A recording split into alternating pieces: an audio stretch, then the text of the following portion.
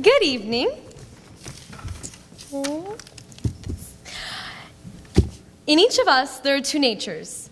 If this primitive duality of man, good and evil, can be housed in separate identities, life would be relieved of all that is unbearable. It is a curse of mankind that these polar twins should be constantly struggling. That is exactly what the character, Dr. Jekyll, tries to scientifically prove in the Gothic mystery story, The Strange Case of Dr. Jekyll and Mr. Hyde. Although the musical and other movies portraying the book are usually in the point of view of Dr. Jekyll, for most of the book it is in the view of Mr. Utterson, a lawyer and friend to Dr. Jekyll who attempts to solve the mysterious murders and the creature roaming around the streets of London. We are all Jekylls, desperately trying to keep our Hydes under control, even as we are secretly fascinated by what they do, and envious of their frightening freedom from moral constraints. Ladies and gentlemen, we now present to you Robert Louis Stevenson's The Strange Case of Dr. Jekyll and Mr. Hyde.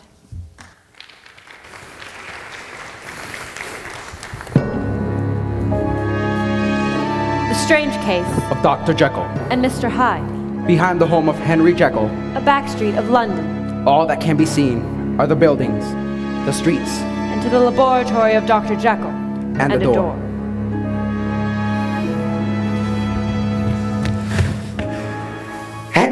Henry! It's Gabriel. I need to see you. No, Gabriel. I cannot. Even if I wanted to, I couldn't. It's urgent, Harry. Go away, Utterson. That didn't sound like the master, Mr. Utterson. It must be Mr. Hyde, sir. I don't know how he got in, but he's there. Yes, I think he is. All right, Harry, or Hyde, or whoever you are. I'm coming in. Are you quite certain you want to do that, Mr. Utterson? Are you ready to see what's behind that door? Yes, I am. You've been thinking about that door a lot, haven't you? When was the first time you saw it? I've seen it 1,000 times. Harry has lived here for 30 years. But when did you first think anything of it? Well, I suppose.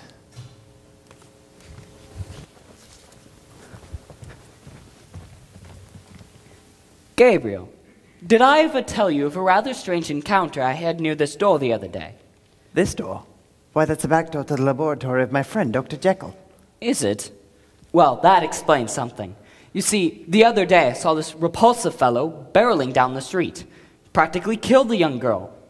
Hyde was the fellow's name, and I had heard that Dr. Jekyll knew a fellow named Hyde.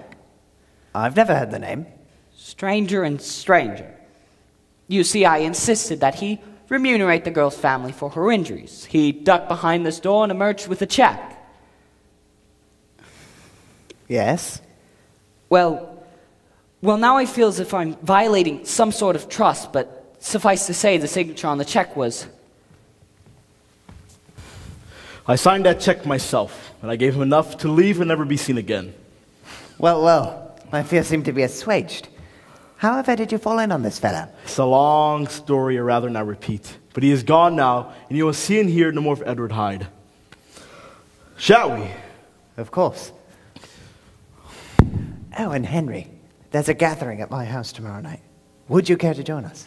It would be my pleasure, Gabriel.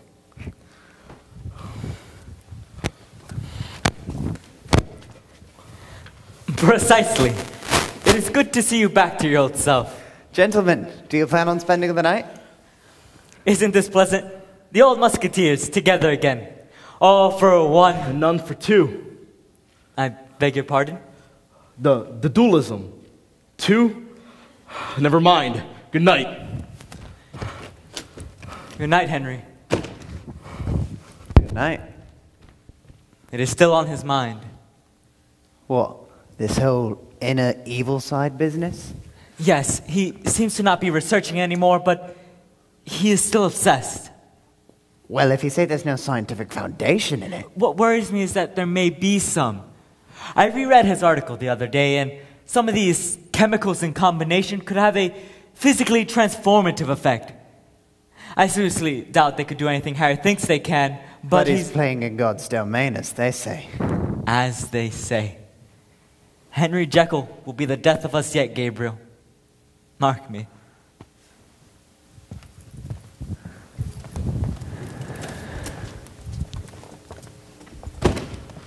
Was that the last time you saw Dr. Lanyon? Alive, anyway. Yes. Well, he did leave you a letter. What did the letter contain?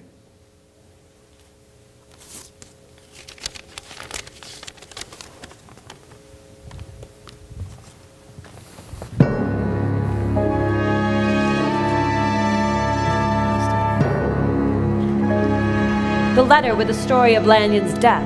And the secrets to Jekyll's experiments. The study of Dr. Hasty Lanyon.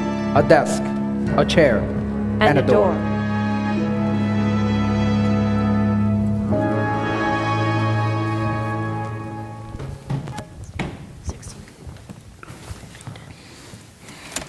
Yes, sir. I received Dr. Jekyll's letter and I prepared the chemicals. All of them. Yes, I had them all in my personal supply, but I insist that you must answer some questions first. Where are they, Lanyon? No. Tell me, who are you? Why does Jekyll need these chemicals so urgently, and why have you come to collect them now when dawn is practically upon us? I'll give you your answers when you give me what I came for. Who are The you? chemicals! Now! Very well.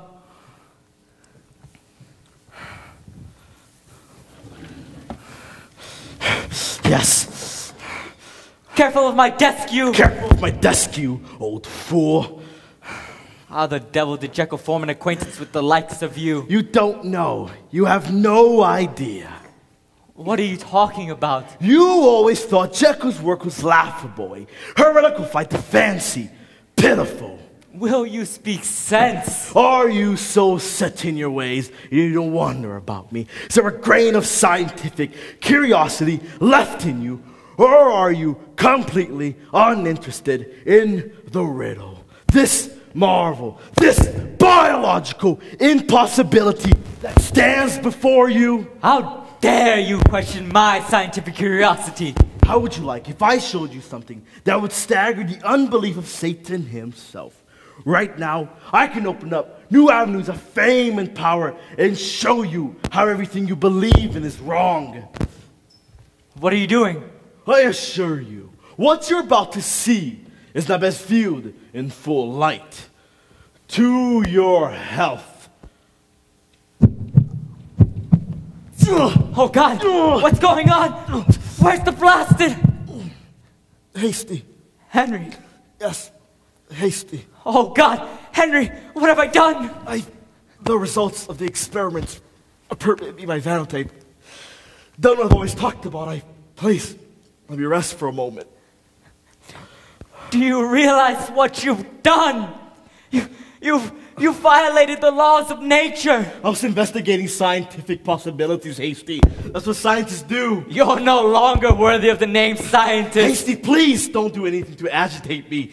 I think there's a trigger to transformations. You can transform into that thing without a serum? I wouldn't have thought, but it happened tonight. I don't... Henry, how many times have I told you? How many times have I told you by even considering entering this domain of the soul, you were dooming yourself? I've lived more in the past week than you have in your entire life.